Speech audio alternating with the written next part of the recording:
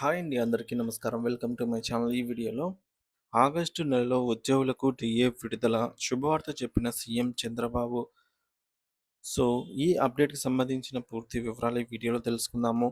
Video అయితే ఎక్కడే గాని స్కిప్ చేయకుండా ఎండ్ వరకు చూసేయండి. అప్పుడే ఇన్ఫర్మేషన్ పూర్తిగా అర్థమవుతుంది. అలాగే వీడియో చూస్తున్న ప్రతి ఒక్కరు లైక్ చేయండి ఫ్రెండ్స్. ఆంధ్రప్రదేశ్ రాష్ట్రంలోని ఉపాధ్యాయులు మరియు వివిధ ప్రభుత్వ ఉద్యోగ సంఘాల నాయకులకు, సభ్యులకు ఒక అత్యంత ముఖ్యమైన సమాచారం మరియు గమనిక అందించడమైనది. ప్రస్తుత పరిస్థితుల్లో ఉద్యోగుల ఆర్థిక ప్రయోజనాలకు సంబంధించి ఒక కీలకమైన అంశం ఇప్పుడు చర్చనీయాంశంగా అయితే మారింది. అదేంటంటే 2024 జనవరి నెల నుండి రావాల్సిన కరువు భత్యం, డిఏ బకాయిలను సంబంధించినటువంటి ప్రభుత్వం నుండి సానుకూల కదలిక మొదలైంది. ఈ బకాయిల మొదటి విడత బిల్లుల ప్రాసెసింగ్ ప్రక్రియ ప్రారంభం కావాల్సి ఉంది. ఇది ఉద్యోగులందరికీ కూడా ఎంతో ఊరటనిచ్చే విషయం. ప్రతి ఏటా పెరిగే ధరలకు అనుగుణంగా ప్రభుత్వం ఇచ్చే ఈ యొక్క కరువు భత్యం ఉద్యోగుల జీవన ప్రమాణాలను కాపాడటంలో కీలక పాత్ర పోషిస్తుంది. గతంలో ప్రభుత్వం జారీ చేసిన ఉత్తర్వుల ప్రకారంగా 2024 జనవరి నెల నుండి వర్తించే డిఏ అరియర్స్ మొత్తాన్ని కూడా ఉద్యోగులకు 3 విడతల్లో చెల్లించాలని నిర్ణయించడం జరిగింది. మొత్తం బకాయిని ఒకేసారి కాకుండా ఇలా విడతల వారీగా చెల్లించడం వల్ల ప్రభుత్వ ఆర్థిక నిర్వహణకు వీలు కలుగుతుందని అప్పట్లో ప్రకటించారు.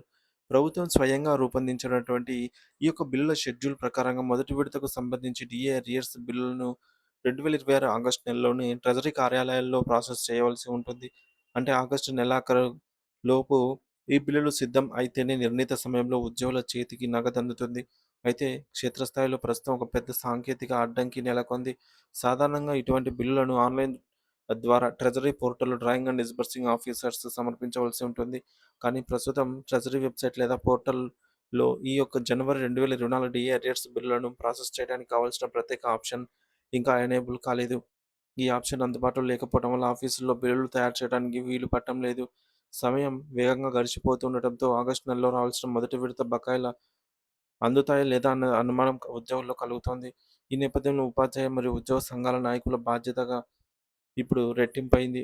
సో, ప్రభుత్వం నిర్దేశించిన గడువు సమీపిస్తూ ఉన్నందున సంఘాల నాయకులు తక్షణమే స్పందించి ఉన్నత అధికారులను సంప్రదించాల్సిన అవసరం ఎంతైనా ఉంది. సో, రాష్ట్ర ఆర్థిక శాఖ మరియు director of treasuries and accounts అధికారులతో సమన్వయం చేసుకుంటూ పోర్టల్‌లో సంబంధిత ఆప్షన్‌ను త్వరితగతిన తెరిపించేలాగా ఒత్తిడి తీసుకురావాలి. నాయకులు చొరవ తీసుకొని ఈ సాంకేతిక సమస్యను పరిష్కరిస్తేనే అన్ని జిల్లాల్లోని డీడీఓలు బిల్లులను సబ్మిట్ చేయగలుగుతారు. ఈ ప్రక్రియ వేగవంతం కాకపోతే ఉద్యోగులు తమకు రావాల్సిన చట్టబద్ధమైన బకాయిల కోసం మరికొంతకాలం వేచి చూడవలసి వస్తుంది. కాబట్టి ఐక్యంగా ఉండి ఈ మొదటి విడత డీఏ అరియర్స్ నిధులను సాధించుకోవడానికి కృషి చేయాలి అని చెప్పేసి కోరటం అనేది